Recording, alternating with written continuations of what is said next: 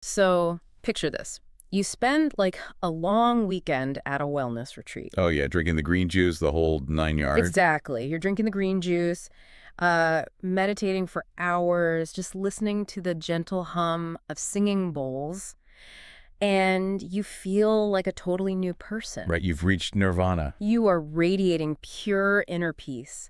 And you swear, you're never going to let the petty stresses of life get to you again. But then you pack up your car, you start the drive home, and you hit rush hour gridlock. The absolute worst. Right. And someone abruptly cuts you off in the fast lane, and within, 30 seconds, you are just screaming at your steering wheel. Yep, it happens to the best of us. So the question is, why did your profound life-changing enlightenment completely evaporate the very moment you left the building? It's an incredibly jarring experience, right? But statistically speaking, it happens to almost everyone who engages in any kind of self-improvement. Which is exactly the mission for our deep dive today. We're looking at why that sudden collapse of character isn't just, a personal failing. Yeah, it's actually a fundamental feature of how human beings operate. Right. And our single source for this deep dive is an essay translated back in 2021 by an author named So Feng. It's titled The Practitioner's Confusion for Thousands of Years. It's quite a title. It is. And the author makes this really radical argument about why spiritual practice, moral education, and just like sheer willpower almost always fail us when we get out into the real world. Yeah, and more importantly, he proposes an alternative that basically challenges thousands of years of human philosophy. Which we're going to get into. But before we really look at the mechanics of his argument, I do need to offer a brief mandatory disclaimer to you listeners. Oh, right, the historical context. Yeah. So to illustrate his points about human behavior, the author relies on several politically charged historical examples. Specifically, he looks at shifts involving Maoist philosophy in mainland China. Which can be a sensitive topic. Exactly. So I want to be super clear. We are not taking sides, and we are not endorsing any political viewpoints today. Our goal is strictly to impartially report and unpack the author's ideas exactly as they're presented in the text. Right, so we can understand the underlying sociological mechanisms he's pointing out. The value of this text is really in observing the behavioral patterns he identifies, regardless of, the specific historical setting. Yeah, he just uses these examples to build a case about the friction between our internal values and our external environments. So let's unpack this. Let's do it. To understand the author's ultimate solution, we kind of have to start with his observations on human hypocrisy. Oh, yeah, he doesn't hold back here. No, he really doesn't. Yeah. He opens the essay with this personal anecdote from 2008 that is pretty biting. He was living in Zimbabwe at the time and needed to hire someone to help manage his household. Right, and he details his selection process. He specifically chose a young African girl because she was a regular churchgoer. Which makes sense on paper, right? Yeah, well, he operated on this very common assumption. The idea that participation in a moral institution implies the actual internalization of those moral values. Right, like she goes to church, so she must be a good person. Exactly. He equated her weekly church attendance with a guarantee of good character. But that assumption gets tested, almost immediately. The author takes a trip to South Africa, and he leaves his home under the casual supervision of his elderly British neighbors. And he gives his new employees some instructions, right? Yeah, he tells her to clean the neighbors' rooms and yard while he's away. But upon his return, the neighbors inform him that she had actually stolen several items from them. Wow. And the author's takeaway from this event is crystallized in this one specific phrase. He concludes that she was noble when entering the church, but absurd when leaving it. Noble when entering, absurd when leaving. That is such a vivid way to put it. It really is. And he uses this localized personal experience to establish a baseline for a much, much broader psychological phenomenon. So let's look closer at that phenomenon, because he takes that localized experience and he maps it onto the entire modern internet era. Oh, the internet gurus. Yes. He observes this massive, overwhelming upsurge in spiritual teachers and gurus just popping up everywhere over the last decade and a half. The imagery he uses in the translated text is, it's quite striking. He describes these self-proclaimed masters appearing like bamboo shoots after a spring rain. I love that phrase. Or he says they're swarming the internet like crucian carp crossing rivers. Basically, he's painting a picture of this totally oversaturated market, just a cacophony of voices preaching about Osho, Western spirituality, love, emptiness, Buddhism, Taoism, you name it. And he identifies a very specific, almost arrogant psychological state that these internet gurus occupy. Yeah, he says they project this feeling that, and this is a quote, everyone is drunk, but I alone am sober. Right. They sit in their perfectly lit rooms, speaking into their cameras, utterly convinced that they have transcended the messy realities of human existence. But the author then points to another movement to illustrate this dynamic even further. He references Master Jing Kong and Chen Dahui's movement in mainland China. Which focused heavily on restoring traditional culture and morality, right? Exactly. And the author notes that while people were physically present inside the lecture halls for this movement, the atmosphere was, like, incredibly potent. Yeah, the text mentions that the attendees felt like they were channeling ancient, legendary figures. He specifically brings up Yao and Shen. Who were these legendary, morally perfect, ancient Chinese emperors? So people in those lecture halls genuinely felt they had achieved that pristine level of perfection. But then the lecture ends. Right. They walk out the doors of the hall, and the author said they are slapped back to their original shapes. Slapped back to their original shapes. Ouch. It's brutal, but it's a crucial distinction he's making. He is not calling the people in the lecture hall intentional frauds. Oh, that's interesting. So he doesn't think they're faking it. No, not at all. He isn't claiming they're actively pretending to be enlightened just for show. While they're enclosed in that highly curated, deeply spiritual environment, the nobility they feel is completely authentic to them. Right. The feeling is real. Exactly. The breakdown occurs the moment the parameters of their environment change. Which brings us right back to that person in the car after the wellness retreat. If the feeling of peace in the lecture hall or the yoga studio is genuinely real in that moment, why is it so incredibly fragile? Yeah, why does it shatter the second they encounter a minor inconvenience in the real world? Right. So to explain the mechanics of that fragility, the author scales his argument up significantly. He moves from, weekend lecture halls to decades-long ideological conditioning. This is where we get to the mainland Chinese officials over the age of 50. Exactly. And he points them out because this demographic underwent an incredibly intense, prolonged form of ideological and moral education. We aren't talking about listening to a podcast or, reading a self-help book. Right, we're talking about decades of being steeped in Maoist philosophy, which the author notes was entirely centered on molding them to be the people's servants. So they're subjected to a lifetime of structural, reinforced moral education designed to instill a specific, selfless character.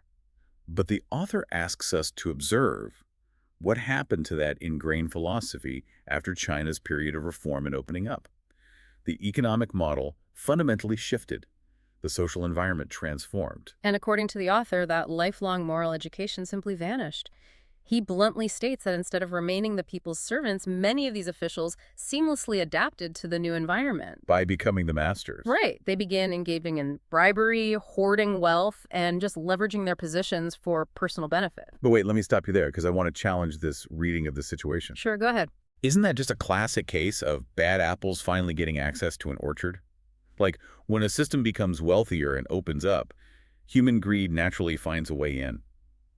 Why is the author blaming the shift in the environment instead of pointing to a flaw in their personal character? I mean, that is exactly the assumption the author is trying to dismantle. If you look at the systemic incentive structures, the behavior makes perfect sense. How so? Well, in a rigidly planned economy, hoarding immense personal wealth is mechanically difficult, right? And displaying it is socially dangerous. The environment itself suppresses the behavior. Ah, I see. But when you transition to a market economy, the incentive structure completely inverts.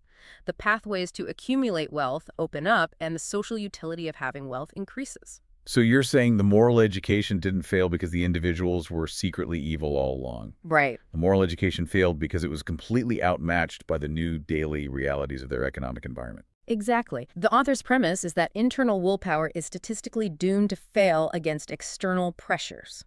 He describes the reality of the daily world as incredibly cruel. Cruel in what way? He says it systematically beats individuals into what he calls a prison of trouble. A prison of trouble.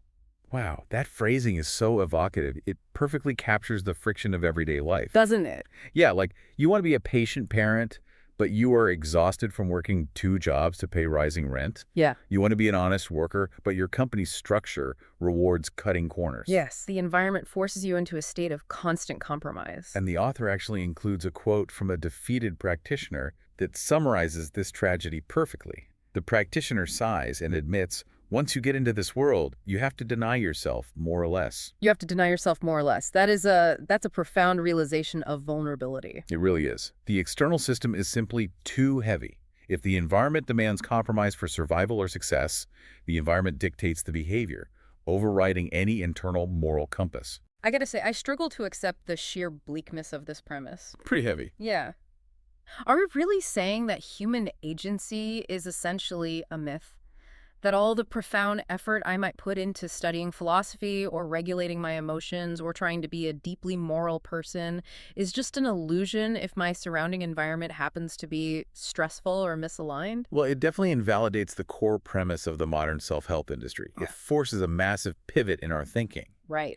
If we accept the author's data that decades of study cannot overpower a shift in economic environment, and that a feeling of enlightenment cannot survive a traffic jam, then we have to ask a different question. Which is? If we cannot fix the person from the inside out, what can we fix? Okay, so what does this all mean? Which brings us to the core thesis of the entire essay.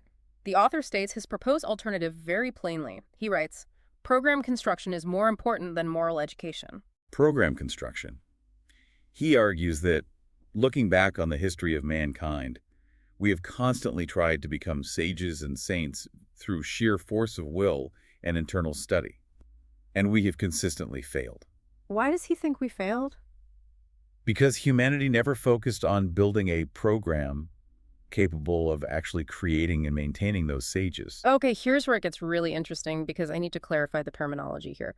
The word program can be incredibly misleading. Oh, for sure. When I first read program construction, my brain immediately went to a Silicon Valley context. Like I pictured a computer simulation, some sort of digital matrix, or maybe some dystopian robotic conditioning facility. Or like we're all plugging into the matrix. Exactly. But he isn't talking about software or brainwashing at all. No, he is speaking in sociological and architectural terms.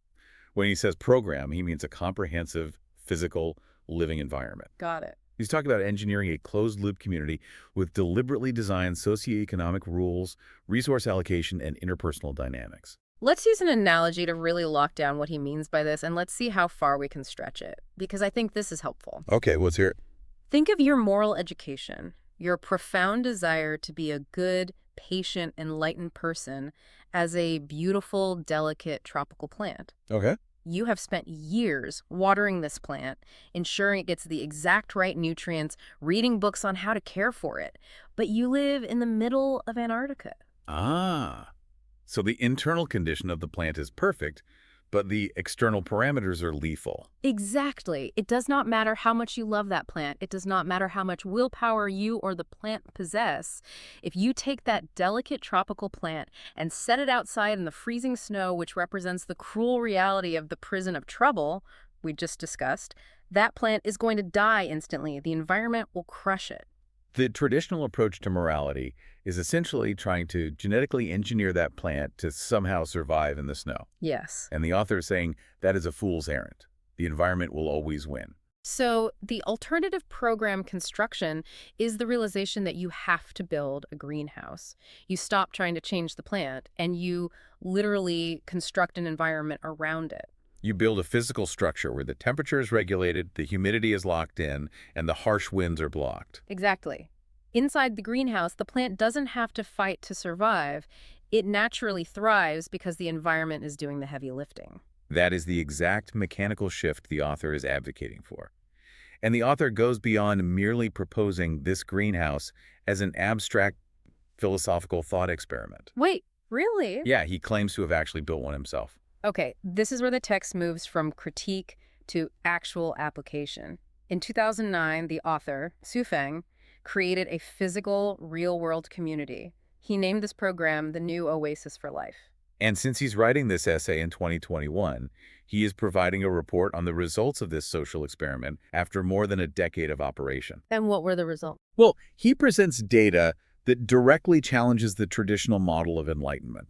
The traditional model dictates that reaching a state of profound moral perfection requires immense intellect, decades of deep study, and, superhuman ascetic discipline. Right. But the author states that after 10 years within his constructed program, the New Oasis for Life has produced nearly 100 sages and saints. 100. That's incredible. And he goes out of his way to highlight the demographics of these people, right? They are not elite philosophers who spent their youth meditating in isolated caves. No, not at all.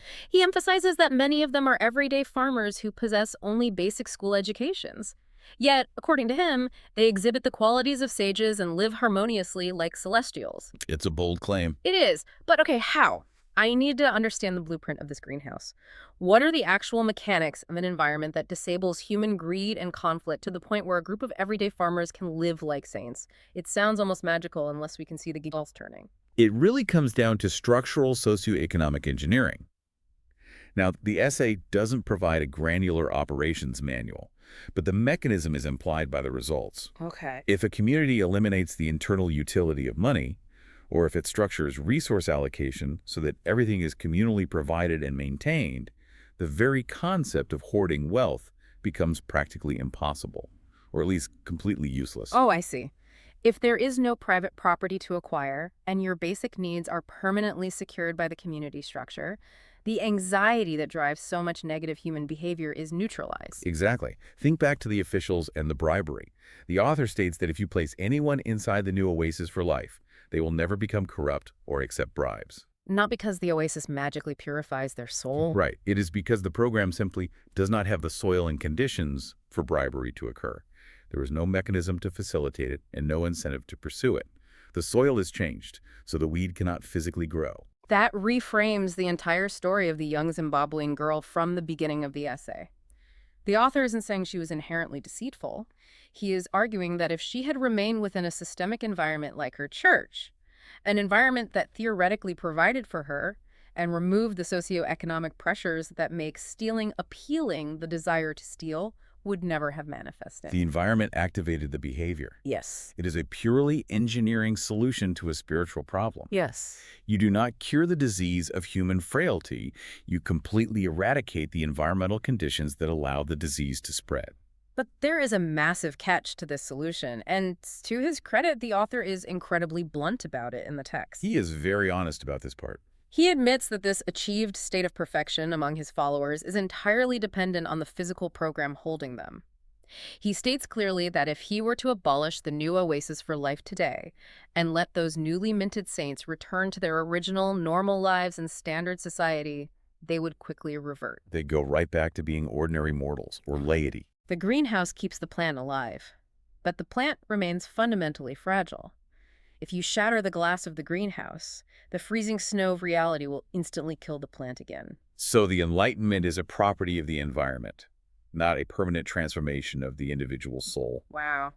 And he ends the essay with a very stark, urgent warning to the reader. He says, practitioners, you must step out of this practitioner's puzzle area. He's basically telling anyone who spends their days studying online, preaching to others, or reading endless self-help material that if they do not actively change their foundational environment, If they do not engage in program construction. exactly, then their efforts are totally useless.